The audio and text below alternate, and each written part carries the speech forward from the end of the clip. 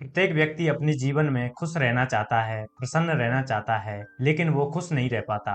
एक व्यक्ति चाहता है मुझे पैसा, बंगला और गाड़ी चाहिए। एक व्यक्ति चाहता है मुझे अच्छी जॉब चाहिए और एक व्यक्ति चाहता है मुझे ना पैसा चाहिए, ना बंगला चाहिए, ना गाड़ी चाहिए, मुझे केवल अपना परिवार चाहिए। लेकिन एक व्यक्ति ऐसा है जो केवल चाहता है कि मुझे केवल स्वस्थ शरीर चाहिए। अगर स्वस्थ शरीर होगा तो मैं सब कुछ हासिल कर लूंगा। प्रणाम भाइयों और बहनों, स्वागत है आपका एक और नए वीडियो में।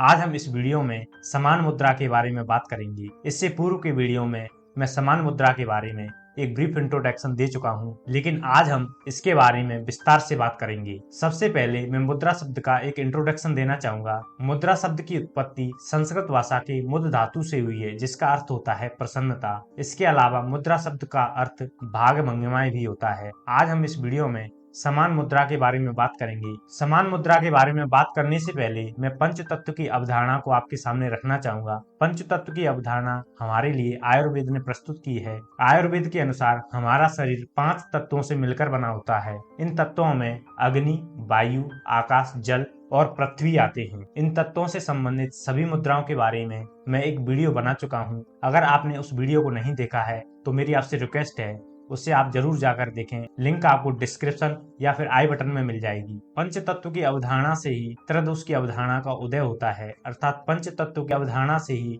त्रिदोष की अवधारणा जुड़ी हुई है। आयुर्वेद के अनुसार हमारे शरीर के अंदर 3 दोष या धातु पाए जाते हैं। वे वात, पित्त और कफ के रूप में विद्यमान होते हैं। ये प्रत्येक व्यक्ति के शरीर में अलग अलग मात्रा में होते हैं। किसी व्यक्ति की प्रकृति कफ हो सकती है, किसी व्यक्ति की वात प्रकृति हो सकती है या फिर कफ प्रकृति भी हो सकती है। वात, पित्त और कफ त्रिदोष या धातु क्या हैं और आप कैसे पता करें कि हमारी प्रकृति किस प्रकार की है, इसके बारे में भी मैं पूर्व में एक वीडियो बना चुका हूं। उसकी लिंक आपको डिस्क्रिप्शन या फिर आई बटन में मिल जाएगी, उसे आपको जरूर देखना चाहिए। हमारे यौगिक ग्रंथों में वात प्रकृति के लोगों के लिए अलग मुद्राएं, पित्त प्रकृति के लोगों के लिए अलग मुद्राएं तथा कफ प्रकृति के लोगों के लिए अलग अलग मुद्राओं की चर्चा की है। लेकिन जो व्यक्ति यह चाहते हैं कि हमें तीनों वात, पित्त, कफ को संतुलित करना है तो हमें कौन सी मुद्रा करनी चाहिए, तो इसका जवाब है समान मुद्रा। अब हम समान मुद्रा के बारे में बात करते हैं। तो समान का अर्थ है बराबर और मुद्रा का अर्थ है भाग भंगिमा, अर्थात ऐसी भाग भंगिमा जो हमारे सभी पंच तत्वों को बराबर करती है या फिर संतुलित करती है।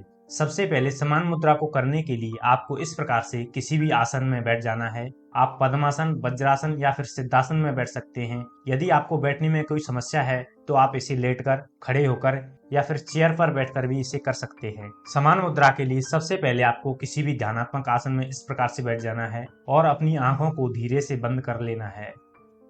वो अपनी संपूर्ण सजगता को अपने शरीर के ऊपर लेकर आना है।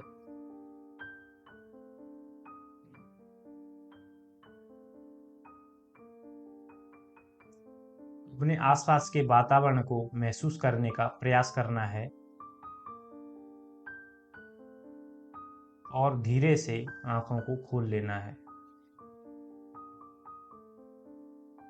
अब समान मुद्रा के लिए आपको अपने हाथों की उंगलियों की टिप को अंगूठों की टिप से इस प्रकार से स्पर्श कराना है। यहाँ आपको ध्यान रखना है कि आपकी उंगलियों की जितनी भी टिप हैं उनको आपके अंगूठे की टिप से स्पर्श कराना है। आप इस प्रकार से नहीं रख सकते या फिर आप इस प्रकार से नहीं कर सकते। आपको अपनी अंगूठी की टिप से अपनी उंगलियों की टिप को इस प्रकार से स्पर्श कराना है और दोनों हाथों से इस प्रकार से एक चोंचनुमा संरचना बनानी है और धीरे से अपने हाथों को इस प्रकार से रखना है। आपकी जो चोंचनुमा संरचना है वो ऊपर की ओर होनी चाहिए और धीरे से अपनी आंखों को बंद करना है और अपनी सजगता को या फिर अपने ध्यान को अपनी श्वासों पर केंद्रित करना है।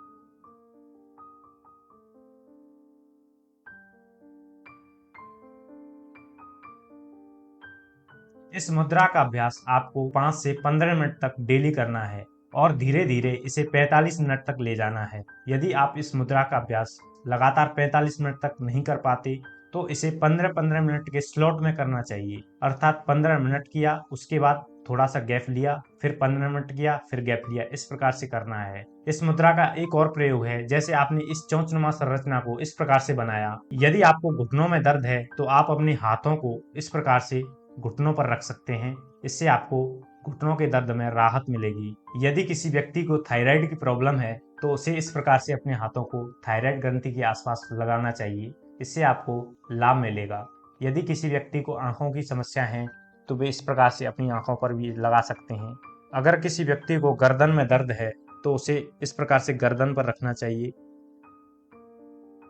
यह आपके लिए बेहद लाभकारी साबित होगा और इस प्रकार से आप अपने हाथों को जहां जहां आपको समस्या है उस प्रकार से रख सकते हैं। आपको आशातीत फल की प्राप्ति होगी। अब हम इसके लाभों के बारे में बात करते हैं। तो सबसे पहला लाभ है, यह हमारे शरीर के अंदर त्रिदोषों को संतुलित करता है और हमारे शरीर को स्वस्थ बनाए रखने में हमारी मदद करता है।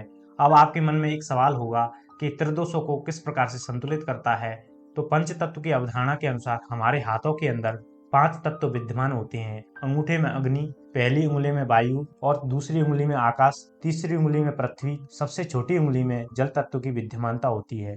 अगर आप इन तत्वों को संतुलित करते हैं तो निश्चित रूप से आपके वात पित्त कफ संतुलित होते हैं, क्योंकि कहीं ना कहीं वात पित्त कफ का निर्माण इन्हीं 5 तत्वों से मिलकर होता है। अतः यदि आप इन 5 तत्वों को संतुलित कर लेते हैं तो निश्चित रूप से आप अपने त्रिदोषों को संतुलित करने में सफल होंगे। जब हमारा शरीर स्वस्थ होता है तो निश्चित रूप से हमारा मन भी शांत होता है। दूसरा लाभ है, यह मुद्रा हमारे मन को शांत करने के साथ ही हमारी एकाग्रता को बढ़ाने में भी हमारी सहायता करती है।